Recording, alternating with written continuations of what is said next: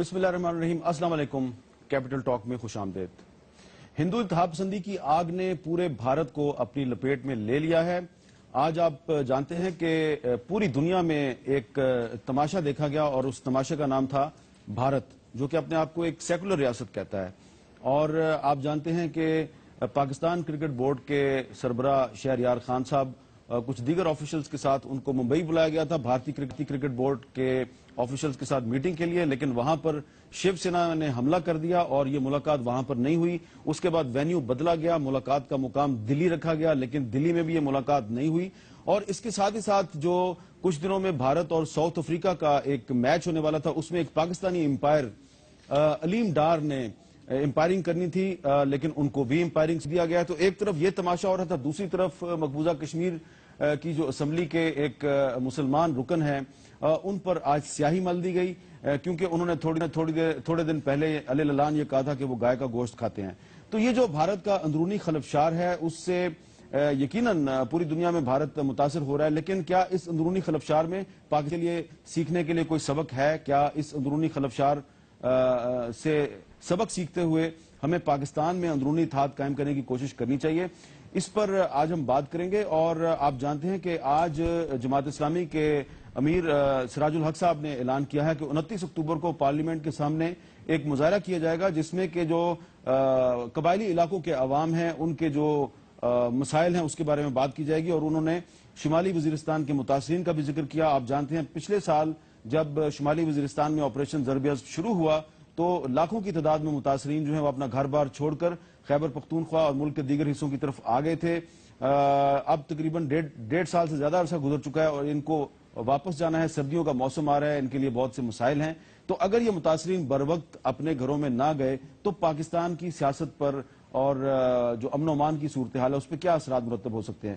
تو بھارت پر بھی ہمیں بات کرنی چاہیے، لیکن ہمیں اپنے جو اندرونی مسائل ہیں اس پر بھی توجہ دینی چاہیے۔ ہمارے ساتھ موجود ہیں جناب lieutenant general retired Abdul Qadir Baloch صاحب، وفاقی وزیر ہیں اور فوکل پرسن ہیں یہ جو شمالی وزیرستان کے متاثرین ہیں ان کو لک آفٹر کرنے کے لیے ان کو فوکل پرسن مقرر کیا گیا ہے۔ جناب زاہد خان صاحب عوامی نیشنل پارٹی کے سیکرٹری اطلاعات ہیں، اور ہم نے دعوت دیا جناب نذیر خان صاحب کو جو کہ شمالی وزیرستان سے رکن قومی اسمبلی ہیں، اور اس پر ہم خیبر پختونخوا کی جو حکومت کا موقف ہے وہ بھی آپ کے سامنے پیش کریں گے۔ قادر بلوچ صاحب، اس سے پہلے کہ میں شمالی وزیرستان کے متاثرین پر بات کروں، چھوٹا سا اوپینین آپ کا لینا چاہتا ہوں کہ یہ جو صورتحال ہے اس میں ایک پاکستانی امپائر علیم ڈار کو بھارت میں امپائرنگ سے بھی روک دیا گیا ہے، ہمارے کرکٹ بورڈ کے سربراہ گئے وہاں پر اور ان کے ساتھ تضحیک آمیز سلوک کیا گیا۔ اس صورتحال میں ہمیں اپنی عزت کو داؤ پہ لگا کے بھارت سے کرکٹ کھیلنی چاہیے؟ بسم اللہ الرحمن الرحیم۔ پہلے تو میں بھارت کے بارے میں ایک معمولی سا کمنٹ کرنا چاہوں گا کہ بھارت کی اسٹرینگتھ اور اس کی یونٹی جو بنیادی طور پر وہ دو چیزوں پہ مرکوز تھی، ایک جمہوریت اور دوسرا سیکولرزم۔ بے شمار مذاہب کے لوگ وہاں پر رہ رہے ہیں، اور پھر ودن ہندو اس کے مذہب کے ان میں بھی بے شمار لوگ ہیں، دلت ہیں جن کی تعداد بہت بڑی ہے، اور پھر جو برہمن ہے فلان فلان فلان۔ تو اس قسم کی جو کارروائی کی جا رہی ہے بھارت کی طرف سے، میرے خیال میں آئی ول لیو اٹ ٹو دی بھارتیوں کے اوپر، یہ سوچ اب ان پہ چھوڑ دیتے ہیں، وہ اپنا مفاد زیادہ بہتر جانتے ہیں۔ لیکن کوئی انٹرنیشنل کمٹمنٹس بھی ہوتے ہیں، انٹرنیشنل نارمز بھی ہوتے ہیں، اور وہ ایسی چیزیں ہوتی ہیں جن کی وائلیشن کو دنیا کو چاہیے کہ وہ نیگیٹولی ویو کریں اور اس کا نوٹس لیں۔ ایک طرف سے ہماری کرکٹ بورڈ کے پریزیڈنٹ کو بلایا جاتا ہے اور جگہ ظاہر ہے بلایا گیا ہے تو بھارت کی اندیا انہوں نے لی ہوگی بلانے والوں نے، اور ان کی مرضی کے مطابق وہ چلے جاتے ہیں، اور اتنا بڑا ملک ہے اور اتنی ان کی اسٹرینگتھ ہے، وہ ایک انڈیویجول کو پروٹیکٹ نہیں کر سکتے ہیں۔ کیا سمجھ لیں کہ مودی سرکار اس وقت جو بھارت میں ہے اس میں اتنی بھی اہلیت نہیں ہے کہ ایک انڈیویجول کو پروٹیکٹ کر سکے۔ انہوں نے وہاں پر ناچ گانا تو نہیں کرنا تھا، ایک کمرے میں بیٹھ کے انہوں نے میٹنگ کرنی تھی۔ میں تو میری سمجھ نہیں آ رہی کہ کیا کچھ ہے، میں تو یہ سمجھوں گا کہ مودی صاحب شاید اس کے پیچھے خود ہے، وہ ہیوملیشن کاز کرتے ہیں پاکستان کی طرف سے کوئی بھی کسی قسم کا کوئی موومنٹ ہو، کوئی نوٹیبل جائے یا کسی قسم کا آدمی جائے، بنیادی طور پر پاکستان کی بے عزتی، اپنی برتری کو ثابت کرنا۔ ہمیں اس صورتحال میں بھارت سے کرکٹ میچز کی بھیک مانگنی چاہیے۔ میں am coming to that point, ٹھیک ہے جی۔ اور دوسری بات ہے ہمارے امپائر کو اس طریقے سے روک لینا، تو یہ تو انہوں نے انتہا کر دی، اور میرے خیال میں ہمیں کسی قسم کا کوئی غلط فہمی نہیں ہونا چاہیے، یہ بات میں ایڈمٹ کرتا ہوں۔ اگر ہماری حکومت کا اس میں انڈیا شامل ہے انٹرنیشنلی، ایکچولی ان کی اگر وہ اس قسم کی ساورنٹی نہیں ہے ان انسٹیٹیوشنز کی، کرکٹ بورڈ وغیرہ کی، تو we should not have sent them. اتنی بےزتی برداشت نہیں کرنا چاہیے. اگر وہ اپنی پرواہ نہیں کرتے ہیں اور وہ اس قسم کا، آئی جسٹ کی ناٹ تھنک، اٹس انکنسیویبل. ٹھیک ہے، اٹس انکنسیویبل کہ اتنا بڑا ملک ہے، اتنے اس کے ریسورسز ہے، ایک انڈیویجول کو پروٹیکٹ وہ نہیں کر سکتے. زاہد خان صاحب، آپ جنرل قادر بلوچ صاحب سے اتفاق کرتے ہیں کہ اس صورتحال میں کرکٹ بورڈ کے آفیشلز کو بھارت بھیجنا ہی نہیں چاہیے تھا؟ دیکھیے مرزا صاحب، سب سے پہلے تو یہ بالکل صحیح بات کی کہ ہندوستان کا جب بیس بنا تھا تو وہ سیکولر پہ بنا تھا، اور گاندھی جی نے جو ہندوستان کا بیس رکھ رہا تھا تو وہ اس نے سیکولرزم پہ کہا تھا. واحد اسٹیٹ تھی دنیا میں کہ وہ سیکولرزم پہ ایک ڈیموکریٹک بہت بڑا اسٹیٹ تھا ساتھ. تو لوگوں کو یہ توقعات تھی کہ بھارت وہ رہے گا جو گاندھی جی نے بنایا تھا. میں آپ کو لمبی بات نہیں کرنا چاہتا ہوں، لیکن انہیں فوراً بعد جب ہندو پاکستان بن گیا تو احمد آباد میں فسادات ہو گئے ہندو مسلم کی. بادشاہ خان چلا گیا وہاں پہ اور وہاں بھوک ہڑتال اس نے کی. انہوں نے کہا کہ یہ گاندھی جی کا وہ سیکولر اسٹیٹ ہے کہ جس کے لیے میں آیا ہوں، اور جب تک کہ میں اس وقت نہیں اٹھوں گا جب تک یہ فسادات ختم نہیں ہوئے. اب وہ ہندوستان نظر نہیں آ رہا ہے. اب جب وہ ہندوستان نظر نہیں، سوال کا جواب میں اسی پہ آ رہا ہوں. اگر وہ نہیں آ رہے تو جب دیکھیں نا، ہماری گورنمنٹ کو چاہیے کہ وہ ان سے بات کرتے، اگر وہ نہیں بات مانتے تو پھر اپنے آپ کو تذلیل تو نہ کرے.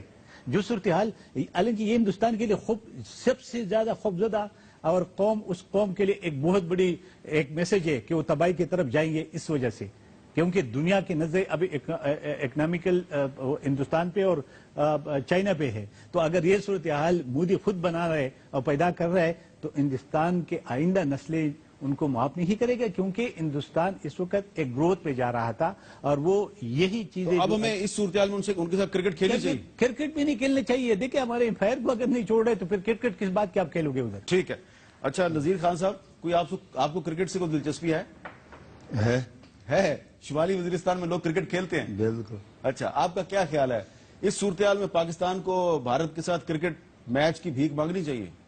میرے خیال میں اینڈ کا جواب پتھر سے، میں جذباتی نہیں ہوں، بالکل نہیں کہنا چاہیے، تاکہ ہر وقت میں اس کا جو رویہ ہے وہ نہ پڑوسی کے برابر ہے اور نہ کوئی دنیا میں ایسا سچویشن ہے جو ہم سن رہے ہیں. کرکٹ تو چھوڑو، اس کے ساتھ سفارتی تعلقات بالکل ختم کرنا چاہیے. اوہ اچھا، چلیں آپ تو بہت آگے چلے گئے. اچھا جی سر.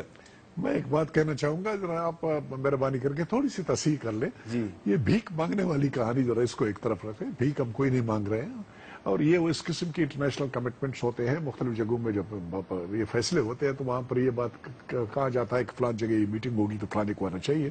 بھیک کسی نے مانگی نہیں ہے، ایسی کوئی بات نہیں ہے. نہیں، اگر آپ کو مانگنے والی بات انڈیا بلایا جائے، یہ ایک میٹنگ ہے، آپ کو انڈیا بلایا جائے اور you are not welcome there اور آپ کو پروٹیکشن پرووائڈ نہیں کی جا رہی، آپ کو کہا گیا کہ ممبئی میں ملاقات نہیں ہو سکتی، دلی چلے جاؤ، آپ دلی چلے گئے، وہاں پہ ملاقات کینسل ہو گئی، یہ ہیومیلیشن ہے. میر صاحب پہلی طے تھی ملاقات بامبے میں، یہ یہاں سے چلے گئے تو بامبے پہنچے، اس کے بعد انہوں نے کہا کہ جی ابھی تو وہ سیکورٹی تھریٹ ہے اس لیے دہلی شفٹ ہو جائیں.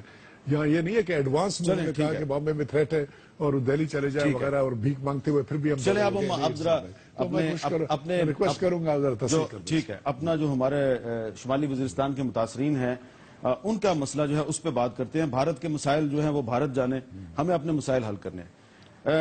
نذیر خان صاحب، آپ رکن قومی اسمبلی ہیں شمالی وزیرستان سے. پہلے تو یہ بتائیں کہ اس وقت شمالی وزیرستان کے متاثرین کی کتنی تعداد ہے جو کہ اپنے گھروں سے بے گھر ہے؟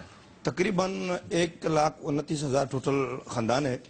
اس میں تقریباً 1,03,000 کم و بیش وہ رجسٹر ہے. باقی جو ڈبل ایڈریس والا ہے. اور ہر خاندان کے کتنے افراد ہیں؟ 7. تو ٹوٹل نمبر ہو گیا 7 لاکھ کے قریب. ٹھیک، 7 لاکھ متاثرین ہیں. بے شک. اچھا، اب یہ جو متاثرین ہیں یقیناً آپ ان کے نمائندے ہیں، آپ سے بھی بات کرتے ہوں گے، تو ہمارے سے بھی کچھ متاثرین نے بات کی ہے، ان کے کچھ مسائل ہیں. کچھ متاثرین جو ہیں انہوں نے مسائل بہت سخت انداز میں بیان کیے، لیکن ہم نے کہا کہ مسئلہ حل کرنا ہے، حکومت کے ساتھ آپ کی محاذرہ ہی تو نہیں کرانی. لیکن کچھ جو متاثرین جو ہیں انہوں نے جو بات کی ہے وہ ذرا سن لیتے ہیں تاکہ آپ کو اس نوعیت کی جو اہمیت ہے، اس مسئلے کی جو اہمیت ہے وہ پتہ چلے کہ یہ کیا مسئلہ ہے. یہ آپریشن جو ہمارے ساتھ وعدہ کیا گیا تھا کہ ہم اس آپریشن کو دہشت گردوں کے خلاف کرتے ہیں، آپریشن ضرب عضب، اور اس آپریشن کو ہم تقریباً 3 مہینوں کے اندر اندر مکمل کر دیں گے. لیکن 1.5 سال گزر گیا، ابھی تک وہ جو آپریشن ضرب عضب ہے وہ مکمل نہیں ہوا ہے. خاص کر یہ مسئلہ ہے کہ ہمارے اطمینائی جرگے نے کئی بار سوال کیا ہے، ریکویسٹ کیا ہے کہ ہمارے ڈیڈ باڈی جو ہے وہ آبائی قبرستان کو پہنچائے. حکومت کی طرف سے متاثرین کے لیے سردی کے لیے کوئی انتظام نہیں کیا.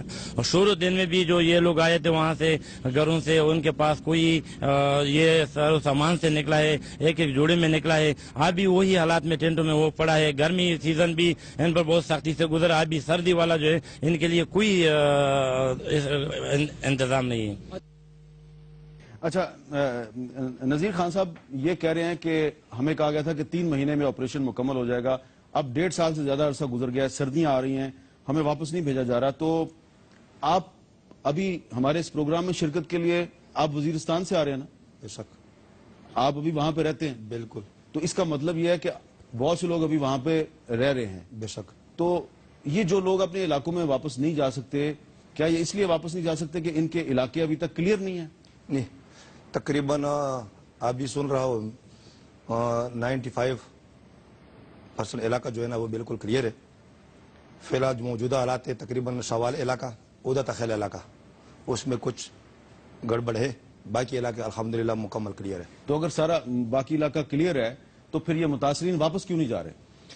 اس کے بارے میں ہم نے گورنر کے ساتھ تقریباً 100 بندے کا جرگہ کروایا تھا.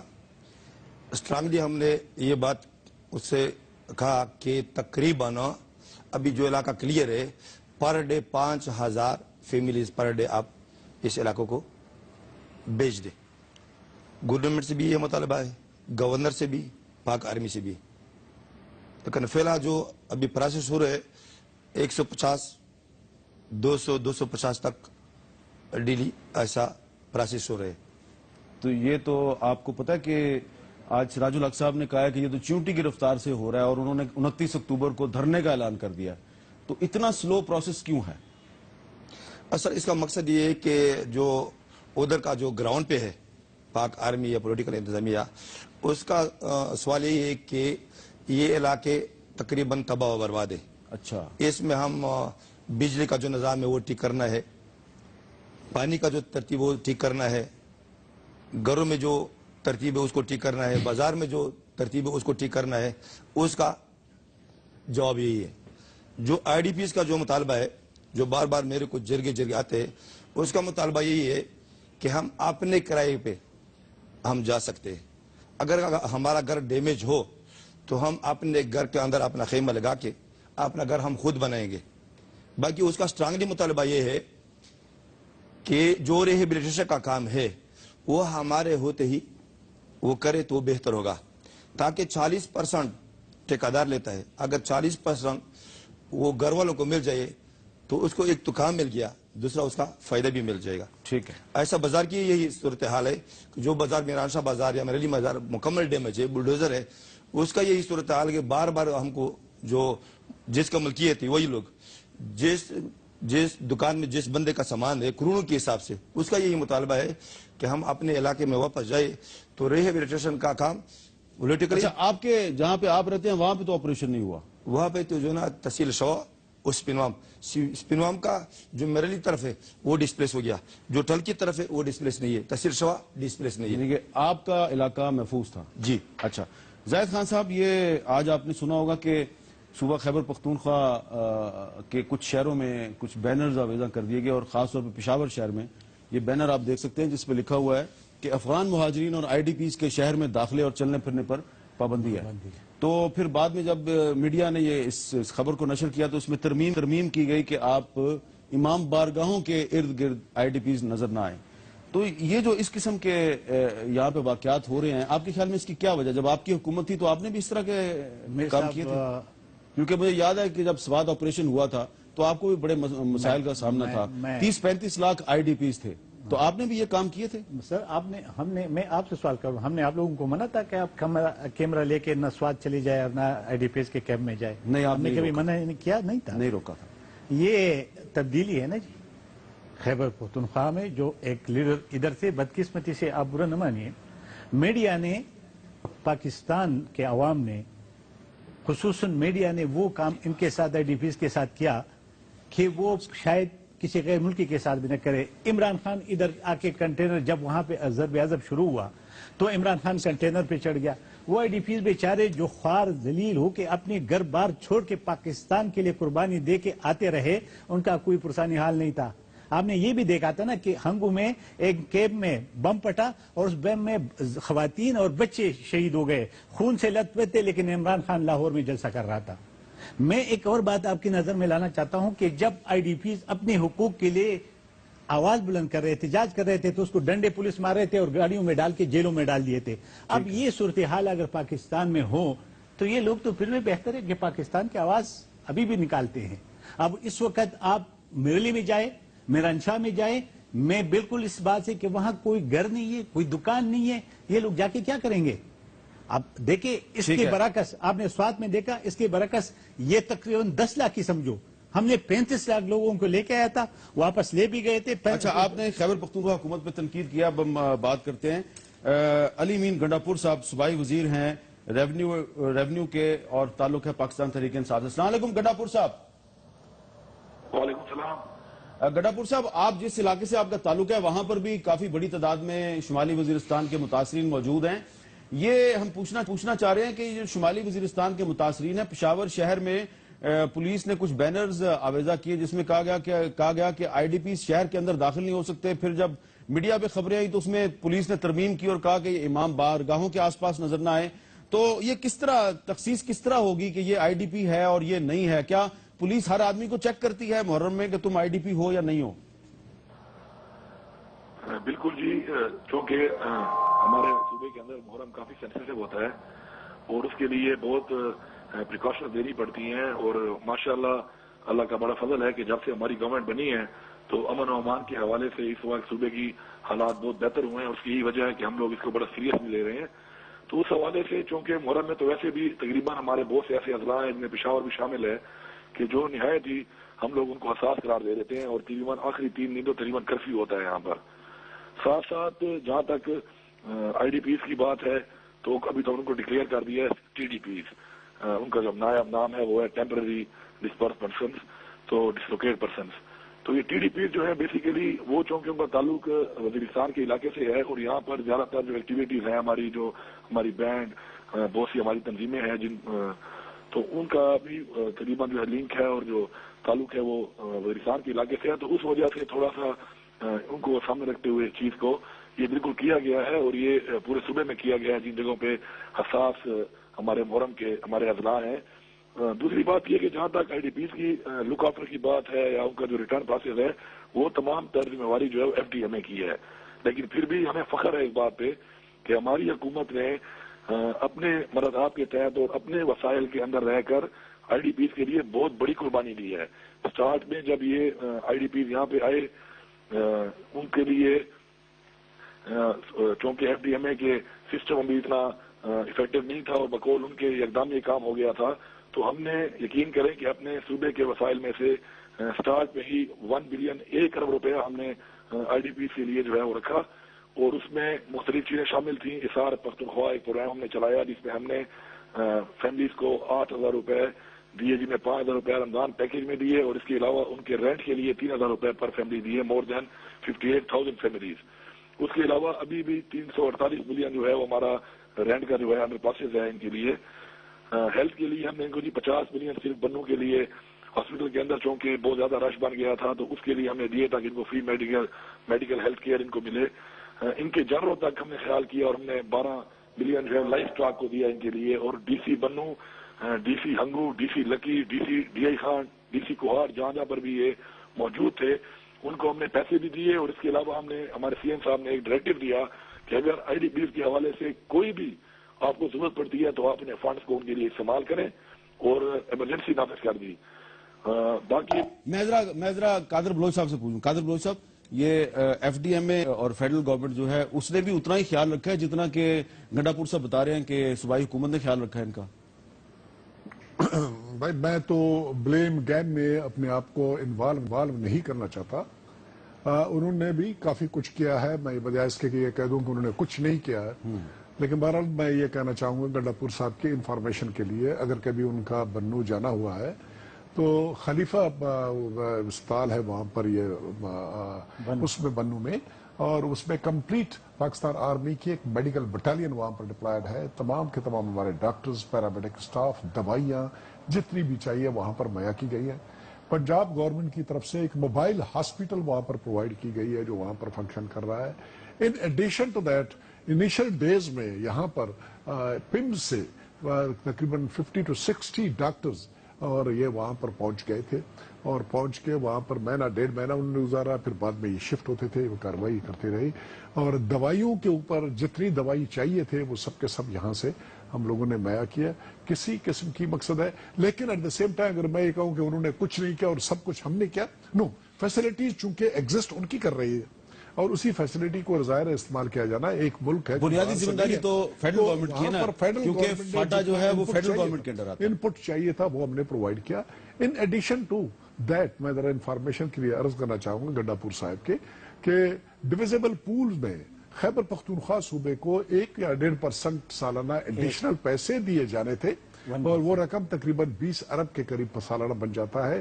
وہ اسی مقصد کے لیے دیے جانے تھے کہ وار آن ٹیرر کی وجہ سے اگر نیگیٹو امپیکٹ ہو جاتا ہے اس صوبے کے اوپر تو وہ اس کو وہ برڈن اس کو بیئر کر سکے. 18 بلین تھا، بعد میں 21 بلین ہو گیا لاسٹ ایئر کا. ابھی 2 سال سے یہ 40 بلین کے قریب رقم دیا جا چکا ہے. لیٹ می اگر چاہے تو میں فردر ڈیٹیلز میں جاؤں. ایک بریک لیتے ہیں جی، بریک ملتے ہیں.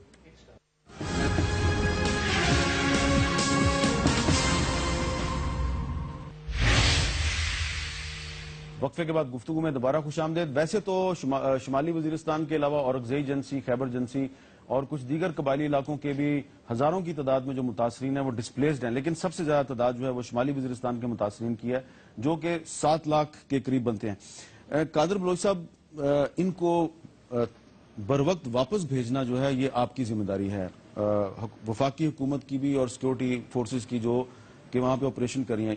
ابھی تک ان کی مکمل واپسی نہیں ہو پا رہی. آپ نے پہلے 31 مارچ ڈیڈ لائن مقرر کی تھی، وہ بھی گزر گئی. کیا وجہ، کیوں نہیں واپس جا رہی ہے؟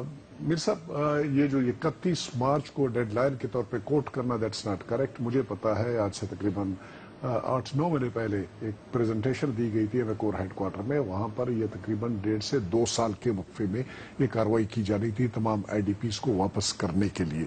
کوئی deadline as such 31 March کی یا مارچ کی نہیں مقرر کی گئی تھی. میں سپورٹ کروں گا جو کچھ اس نے نذیر خان نے کہا، MNA صاحب نے. مسئلہ اس وقت یہ ہے کہ پاکستان فوج نے یا جو بندوبست کرنے والے لوگ ہیں، پولیٹیکل گورنمنٹ وہاں پر، وہ یہ پہلے انشور کرنا چاہتی ہے کہ جب یہ لوگ چلے جائیں تو وہاں پر بجلی کا نظام بحال ہو، ان کے وہاں پر واٹر سپلائی کا سسٹم کام کر رہا ہو، ہیلتھ فیسلٹیز وہاں پر ایگزسٹ کر رہی ہوں. یہ ذرا بنیادی چیزیں ہیں. وہ کہتے ہیں کہ تھوڑا بہت ان کو اتنے ریسورسز پرووائڈ کیے جائیں کہ وہ اپنا تمبو بھی جا کے لگا سکیں. جو چیزیں ان چیزوں کو انشور کرنے کے بعد ایک پروگرام کے مطابق جس علاقے میں یہ چیزیں انشور ہو جاتی ہیں اس علاقے میں وہ ان کو بھیج رہے ہیں. لیکن ایک اور بات جو میں نذیر خان سے ایگری کروں گا، یہ جو میران شاہ بازار ہے یا میر علی کا بازار ہے، اس بازار کے معاملے کو جو ہے نا میرے خیال میں اس کو چھوڑنا چاہیے دکانداروں کے اوپر کہ وہ اپنی دکانیں ریکنسٹرکٹ کریں، بجائے اس کے کہ ہم ٹھیکیداروں کے ذریعے اس کو ریکنسٹرکٹ کرنے کی کارروائی کریں. یہ سے 1.5 سے 2 سال لگ جائیں گے اور یہ ہو نہیں سکے گا، اور پھر پراپرٹی ڈسپیوٹس آ جائیں گے اور ایریا کی وہ ایک بہت بڑا مسئلہ بن جائے گا. 1 انچ دائر صاحب یہ 2 جو بازار ہیں اس میں تو چند ہزار یا چند 100 دکانیں ہوگی، لیکن جو متاثرین ہیں لاکھوں کی تعداد میں، ان کے سب کے گھر تو تباہ نہیں ہوئے، تو ان کو تو واپس جانے دینا. میں عرض کر رہا ہوں بالکل یہ بات آپ کی صحیح ہے کہ جہاں تک گھروں کی تباہی کا تعلق ہے پرابیبلی 5 سے 10% گھر تباہ ہو چکے ہیں. باقی گھر اسی طرح سے اگر ویدر کی وجہ سے کوئی گھر گر گیا ہو جو کہ نارتھ وزیرستان پہ اپلیکیبل نہیں ہے، ان کا عرصہ اتنا زیادہ نہیں ہے، لیکن جو بنیادی فیسلٹیز ہیں وہ نان ایگزسٹ ہیں، ایگزسٹ نہیں کر رہی ہیں. تو گورنمنٹ ایک طرف سے ہزاروں کے حساب سے ہزاروں دکانیں ہزاروں نہیں، کافی بڑا بازار ہے، اس میں 2-3 ہزار دکانیں ہوں گے، اس میں کوئی شک نہیں ہے. اس میں تو بنیادی میرے خیال میں اس کے لیے میں نے فیصلہ کیا ہوا ہے کہ ہم گورنر صاحب کے پاس جائیں گے.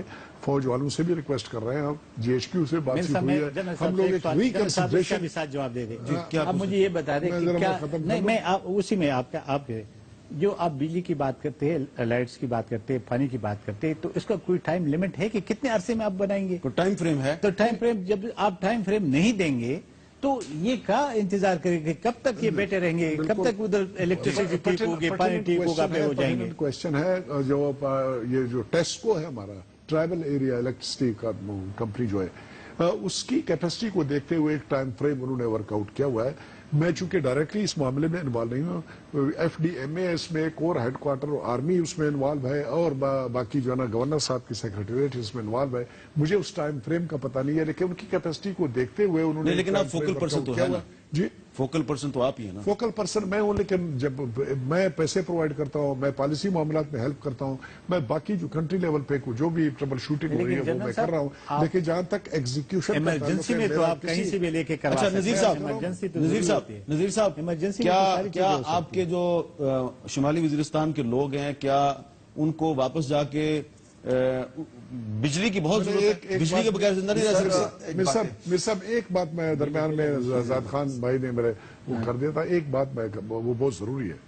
میں نے عرض کیا کہ ہم آلریڈی سوچ رہے ہیں, اس کے اوپر سوچ نہیں ہے بلکہ آلریڈی ہم نے ریکوائرمنٹ بھیجی ہے کہ ہم ایک میٹنگ اس کے اوپر کر رہے ہیں. گورنر صاحب میں اس میں چلا جاؤں گا, 11 کور ہیڈ کوارٹر کے لوگ ہوں گے, جی ایچ کیو کے لوگ ہوں گے. ہم اس معاملے کو ریکنسیڈر کریں گے کہ کیا کچھ کرنا چاہیے, اور جتنے لوگ اس دوران میں جا سکتے ہیں وہ جائیں گے. لیکن ویدر کا ایک پرابلم سیریس آ گیا ہے. ابھی نارتھ وزیرستان کے بے شمار ایسے علاقے ہیں جس میں اس وقت جایا نہیں جا سکتا ہے, وہ ایک مجبوری ہے. وہ ایک چیز ہے جو ہمارے راستے میں آئے گی. باقی معاملات کو سلجھانے کے لیے کچھ کرنا چاہتا میں ہوں. میرے جو لوگوں کی جو آرزو ہے, جو ڈیمانڈ ہے, وہ یہی ہے کہ اگر بجلی کا سامان اس کو مہیا ہو جائے, میں گارنٹی دے سکتا کہ ایک مہینے کے اندر وہ انشاءاللہ خود ترتیب نہیں تو اگر بجلی تو ایک مہینے میں نہیں ملے گی آپ کو, پھر نہیں اگر نہیں ملے گا تو پھر بھی گزارا ہوتا ہے, پھر بھی گزارا ہو جائے گا. نمبر 1. ٹھیک ہے. دوسرا ہے کہ لوگوں کی یہ خواہش ہے, یہ آرزو ہے, یہ ڈیمانڈ ہے, اسٹرانگلی ڈیمانڈ ہے کہ ہم کو واپس بھیج دے اپنے اپنے گھروں میں. باقی جو کام ہے یہ کام ایک دن میں تو نہیں ہوئے گا, وہ لوگ خود وہ کام کروائیں گے, گھروں کا بھی بازاروں کا بھی. لیکن جو پیسہ آتا ہے وہ ہر حقدار کو پیسہ ملنا چاہیے, حقدار کو پیسہ ملنا چاہیے. ایسا نہیں جو تقریباً 1 کروڑ آتا ہے یا 100 کروڑ آتا ہے, ایک آرمی کی طرف سے کمیٹی, ایک عوام کی طرف سے کمیٹی, ایک پولیٹیکل انتظامیہ, اگر وہ تینوں اکٹھا ہو جائے تو یہ سب کو معلوم ہو جائے کہ میرا گھر کا کتنا نقصان ہے, میرے کو کتنا پیسہ ملنا ہے. اس میں کوئی گڑبڑ بھی نہیں آئے گا, وہ سب اس میں اتفاق اتحاد سے. اچھا, میں گنڈاپور صاحب سے پوچھنا چاہ رہا ہوں. گنڈاپور صاحب, یہ جو آپ کی صوبائی حکومت جو مدد کر رہی ہے متاثرین کی, تو آپ براہ راست مدد کرتے ہیں یا جو متعلقہ ادارے ہیں ان کے ذریعے کرتے ہیں؟ دیکھیں جی, یہاں پر ہمارے پاس اس وقت 2 ایسے کیمپس ہیں جو ہمارے پاس ہیں. ایک نوشیرہ میں جلوزئی کیمپ ہے, اور ایک جو ہے جی ہنگو میں ہمارے پاس ایک کیمپ ہے اور رضئی ایجنسی کا. اس میں میں یہاں پہ کہنا ضروری سمجھتا ہوں کہ میں یہاں پہ پولیٹیکل پوائنٹ سوری نہیں کروں گا, اور میں یہ ضرور کہوں گا کہ آئی ڈی پیز جو ہیں اس سے پہلے بھی آئے ہیں ہمارے ساؤتھ وزیرستان کے بھی, اور ہم نے ان کے حالات بھی دیکھے ہیں پچھلی گورنمنٹس میں, اور اس کے بعد ابھی یہ بھی آئے ہیں ہمارے پاس. تو میں یہ کہنا ضروری سمجھتا ہوں کہ میڈیا جو ہے 24/7 ہر چیز کو دیکھ رہا ہے, تو اس میں جو کردار ہے اس وقت پہلے کی نسبت اب کا وہ بہت بہتر ہے. کیونکہ پہلے وہاں پہ لڑائیاں ہوتی تھیں, لائنوں میں لاٹھی چارج, شروع میں ایسے کچھ واقعات ہوئے ہیں جو میڈیا نے بھی دکھائے ہیں. لیکن میں اسے کریڈٹ دوں گا قادر بلوچ صاحب کو کہ میں سمجھتا ہوں کامپیٹنٹ آدمی ہے, اور انہوں نے اس کو جو اوور لک کر رہے ہیں تو اچھے طریقے سے کر رہے ہیں. ابھی بڑا میں خود وزٹ کرتا ہوں اکثر, بڑے اچھے ماحول میں جو باہر کی جو ہماری ادارے کام کر رہے ہیں, اچھے ماحول میں ڈسٹریبیوشن ہوتی ہے, لدار طریقے سے چیز ملتی ہے ان کو. ساتھ ساتھ ان میں سے بہت سی فیملی جو ہے تقریباً اب نوشیرہ کیمپ میں 6000 فیملی جہاں میں تھی, 6500, ٹوٹل 500 سم تھنگ رہ گئی ہیں. اور اس طرح ہنگو میں بھی تقریباً 1000 پلس تھی, تقریباً 300 پیچھے رہ گئی ہیں فیملیز, ان کو بھی یہی پیکیج دے کے واپس بھیج رہے ہیں. اب جہاں تک بات ہے کہ صوبائی حکومت دیکھیں جی, اس کا جو کام ہے وہ میکسیمم ہے ایڈمنسٹریٹو سپورٹ جو ہم دیتے ہیں اور سیکیورٹی. اور آپ ماشاءاللہ دیکھ رہے ہیں کہ باہر کے بہت سے ادارے اس میں کام کر رہے ہیں, اور ان کے نیچے بہت سے اور لوگ بھی کام کر رہے ہیں. ماشاءاللہ ہماری سیکیورٹی بہت اچھی جا رہی ہے, کوئی ایسا واقعہ پیش نہیں آیا. ہماری ایڈمنسٹریشن فل ٹائم, ہم نے گاڑیاں دی ہوئی ہیں کہ وہ فل ٹائم ان کو میکسیمم سپورٹ دیں. اب جہاں تک واپس جانے والی بات ہے اور اس کے اندر جو ہماری سپورٹ والی بات ہے, ہم نے آپ کو پہلے ہی بتایا کہ ہم سے جتنا ہو سکتا ہے ہم کر رہے ہیں, اور ہم نے آگے سے آرڈر بھی کیے ہوئے کہ اگر اس حوالے سے اتنے پیسوں کی ضرورت پڑتی ہے تو کنسرن ڈپٹی کمشنر کو پیسہ لگا سکتے ہیں. گرفتار کیا گیا پشاور کے اندر. وہ یہ زاہد خان صاحب بار بار یہ کہہ رہے ہیں آئی ڈی پیز کے ساتھ جو خیبر پختونخوا کی جو پولیس ہے وہ اس کا رویہ بہت ناروا ہے, اس پہ تشدد بھی کیا جاتا ہے اور یہ پشاور شہر میں جو بینرز لٹکائے گئے ہیں تو یہ ان کی توہین کے ساتھ کا جو رویہ ہے اس کو تبدیل کرنے کی ضرورت ہے. دیکھیں جی پھر یہ بات کو ذرا پولیٹیکل سائڈ پہ لے جا رہے ہیں تو پھر میں پولیٹیکل بات ہی کرتا ہوں کہ بات یہ ہے کہ اگر ایسی کوئی بات ہوتی پولیس کے حوالے سے تو یہ تو فوراً ٹی وی پہ آ کے شروع ہو جاتے ہیں اور میڈیا کے کیمرے بھی ہر جگہ موجود ہیں. شروع میں جو واقعات بنو میں 1-2 ہوئے اس میں یہ مسئلہ بھی آ رہا تھا کہ بہت سے لوگوں نے ڈبل رجسٹریشن کرائی ہوئی تھی اور اس میں گورنمنٹ یہ چیز چیک کر رہی تھی کہ مطلب یہ چیز صحیح بندے کو ملنی چاہیے. اس میں ایسے واقعات ضرور ہوئے ہیں لیکن ابھی کافی عرصے سے یہ تو جو آپ سوال کر رہے وہ اور ہے. ہم یہ پوچھتے ہیں ڈبل ہوئی رجسٹریشن سنگل ہوئی وہ الگ بات ہے, اس کا تو آپ انکوائری کر لیں. جو آپ بینر لگا رہے پولیس سے یہ کہہ رہے کہ کوئی آئی ڈی پی پشاور شہر کے اندر انٹری نہیں ہوگا. ابھی خیبر ایجنسی والے جو لوگ ہیں وہ تو ہر وقت آتے جاتے ہیں جی. ابھی مومن ایجنسی والے لوگ تو ہر وقت آتے جاتے ہیں جی. درے کے لوگ ہر وقت آتے جاتے ہیں. اگر آپ اس کو پکڑیں گے اور اندر کریں گے تو کیا میسج جائے گا؟ کیا وہ یہ لوگ اپنے آپ کو آئسولیٹ میں نہیں سمجھیں گے کہ یار ہمیں نہ تو ادھر رہنے دے رہے ہیں, ادھر بھی مار رہے ہیں, ادھر بھی برباد ہو رہا ہے اور ادھر سے بھی ہمیں نہیں چھوڑ رہے. کیا ہوگا اس کا؟ اس کا جواب یہ ہے جی کہ محرم کے حوالے سے ڈیرہ اسماعیل خان ڈسٹرکٹ میرا ڈسٹرکٹ ہے.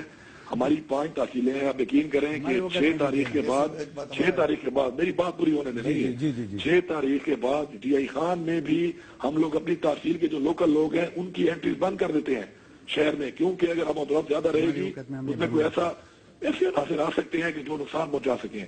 تو یہ صرف محرم کے حوالے سے کیا گیا ہے. باقی آئی ڈی پی ہمارے بھائی ہیں. گنڈا پور صاحب یہ نذیر خان صاحب شمالی وزیرستان کے ممبر اسمبلی آپ پوچھنا چاہ رہے ہیں. جی سر میرا کوشچن یہی ہے آج آئی ڈی پیز کو شمالی وزیرستان ہو یا اور علاقے ہو وہ افغان مہاجرین کے ساتھ ایک صف میں کیوں کھڑا کیا؟ جی گنڈا پور صاحب دیکھیں جی اس میں نے آپ کو پہلے ایک بہت بڑی وجہ بتائی ہے کہ چونکہ یہ ایک مخصوص بیلٹ ہے کہ جہاں سے یہ زیادہ تنظیمیں یہاں سے جہاں سے مانیٹر ہو رہی ہیں اور اس کے جو لوگ ہیں وہاں پہ ہمارے بھائیوں میں سے ہی ہیں. مطلب یہ ہمارے بھائی ہیں انہی میں ہی کچھ لوگ ہیں, ہمارے میں بھی کچھ ہوں گے, اچھے برے ہر جگہ پہ ہوتے ہیں. تو اس میں ڈفرینشیٹ کرنا پولیس کے لیے بہت بڑا مسئلہ بن جاتا ہے. اور اگر ہم لوگ یہ سب کچھ کر رہے ہیں تو ہم ان کے امن و امان کے لیے کر رہے ہیں. اس میں ہمارا نہ کوئی ذاتی انٹرسٹ ہے نہ اس سے کوئی ہمارا ریونیو جنریٹ ہو رہا ہے. اور ہمارا انشور کرنا سیکورٹی کو اس لیے ضروری ہے کہ کل کوئی واقعہ ہوتا ہے تو ذمہ ساری ہمارے اوپر آتی ہے. تو یہ وقتی 4-5 دن کی بات ہے. محرم بھی ایک بہت بڑا تہوار ہے ہمارے ملک کے اندر اور ہمیشہ ہم نے دیکھا ہے کہ اکثر اوقات کافی مسائل آتے ہیں. تو اس کو پرسنل نہیں لینا چاہیے, اس کو ایک گڈ ول میں اس کو لینا چاہیے. بنو میں 101 بندے کو اریسٹ کیا تھا اپنے ریلیشن کے اوپر. بنو میں 101 بندے آئی ڈی پیز کو انہوں نے اریسٹ کیا. 6 دفعات اس نے لگایا پی ٹی آئی کو حکومت نے. ہم نے صبح سے لے کر شام تک دھرنا دیا 6 دفعات. وہ کس چیز کے اوپر؟ اپنا جو ریشن تھا اس کے اوپر. یہ کوئی ملک میں اپنا حق مانگ رہا تھا, کوئی صوبے میں ہے, کوئی پاکستان میں. چلیں اب بہت شکریہ. اس کا جواب دے دوں میں. جی دے دیں. اس کا جواب یہ ہے جی کہ بالکل ایم این اے صاحب کی بات ٹھیک ہے. وہ وہاں کے الیکٹڈ ممبر ہیں, ان کے لوگ ہیں, ہمارے بھی اس طرح بھائی ہیں. اس واقعے کے اوپر یہ تھا کہ میں آپ کو یہ بتانا ضروری سمجھتا ہوں کہ ان دنوں اتنے اسٹارٹ میں اتنے ہائپر ہوئے تھے کہ ہمارے جو ایم پی کے ساتھ بیٹھے ہیں انہی کے لیڈر وہاں پہ آئے تھے اور انہوں نے گاڑیاں توڑ دی تھی ان کی, انہی آئی ڈی پیز ہیں. تو اب ان حالات میں اگر وہ پولیس کے اوپر پتھراؤ کر رہے تھے حالات سے اگر تھوڑا سا واقعہ ہو گیا تو پیسہ لیتا ہے کیا ابھی جو آئی ڈی پیز کی جو گاڑی ہے پولیس والا اس کو جو تنگ کرتا ہے اسے جو پیسے لیتے ہیں وہ کسی سے یہ گنڈا پور صاحب یہ نذیر خان صاحب کہہ رہے ہیں کہ Khyber Pakhtunkhwa police I D Ps کی جو گاڑیاں ہیں ان سے پیسے لیتے ہیں. بے شک ہم نے اب اتنا بھی الاؤ کر دیا ہے کہ پہلے ان کی گاڑیوں کو ہم نے ایک نمبر دیا کہ آپ لگا کے پھر آئیں. اب ہم اتنا بھی انشاءاللہ الاؤ کر رہے ہیں کہ وہ گاڑیاں اب یہ رجسٹر بھی کر سکتے ہیں ہمارے پاس کسٹم پے کر کے. جہاں تک پولیس والے 1-2 بندوں کی بات ہے تو دیکھیں جی 1-2 پولیس والے ایسے کیس پہ کر بھی دیا ہے انہوں نے, تو ان کو آپ پوری گورنمنٹ کی پالیسی نہ سمجھے. پولیس بہت اچھے طریقے سے کام کر رہی ہے. ہمارے کمپلینٹ نمبر ہے, جن کا ایسا ہوتا ہے وہ کمپلینٹ نمبر پہ صرف کال کریں یا پھر میسج کریں, انشاءاللہ سسپینڈ ہوں گے پولیس والے. بہت شکریہ گنڈا پور صاحب. قادر بلوچ صاحب سے بھی بات کرتے ہیں ایک وقفے کے بعد.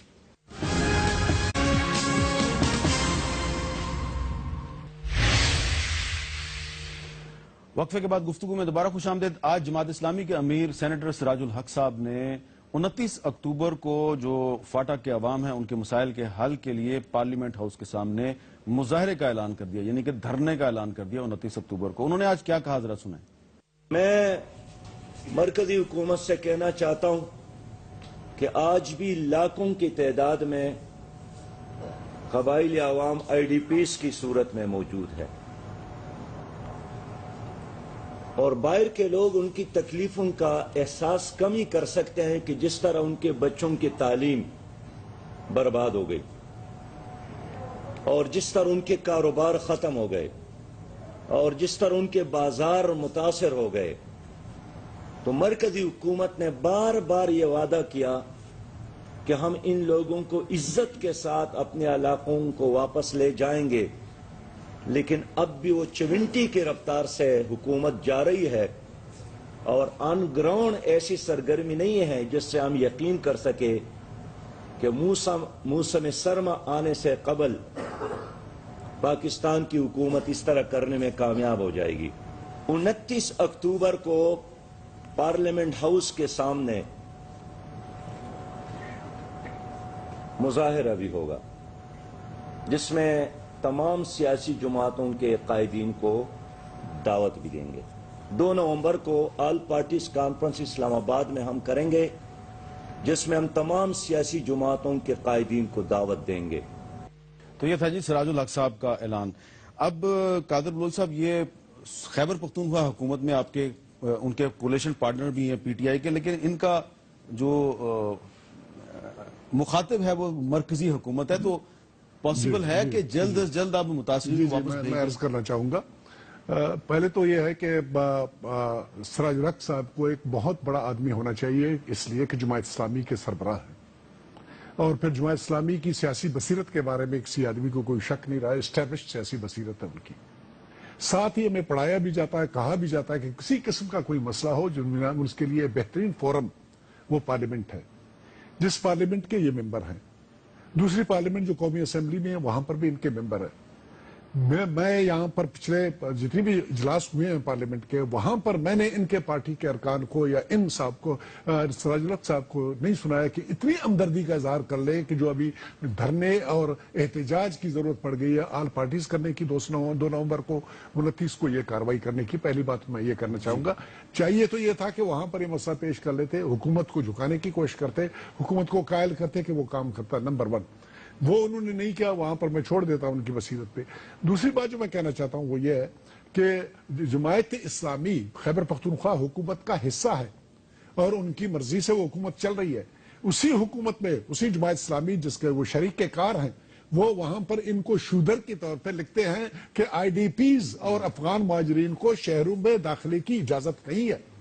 جس طریقے سے تھوڑی دیر پہلے یہاں پر زاہد خان نے کہا کہ یہ مسئلہ ان کے دور میں نہیں آیا تھا، اس سے پچھلی گورنمنٹ میں بھی تھا، اس سے پچھلی گورنمنٹ میں بھی تھا، اور یہ لا اینڈ آرڈر کا پرابلم اس وقت اس سے کئی گنا زیادہ سیریس تھا. کیا اس قسم کی زخموں پہ نمک چھڑکنے کی ضرورت تھی؟ شودروں کی طرح اس کو ٹریٹ کرنے کی اور اس قسم کے بینرز لگانے کی ضرورت ہے؟ میں سراج الحق صاحب سے انتہائی احترام اور عزت کے ساتھ عرض کرنا چاہوں گا، کیا وہ چاہیں گے کہ اپنی حکومت سے کوئی ایکسپلینیشن لیں؟ نیکسٹ پوائنٹ جو میں کہنا چاہتا ہوں، ایک منٹ، یہ نیکسٹ پوائنٹ وہ بہت ضروری ہے، پلیز مجھے کرنے دیں. انہوں نے کہا ہے کہ جی چیونٹیوں کی رفتار سے لوگوں کی ریپیٹریشن ہو رہی ہے. خیبر میں جناب 97,367 کنفرم فیملیز تھے، ان میں سے 81,486 فیملیز چلے گئے ہیں، 16,000 باقی رہ گئے.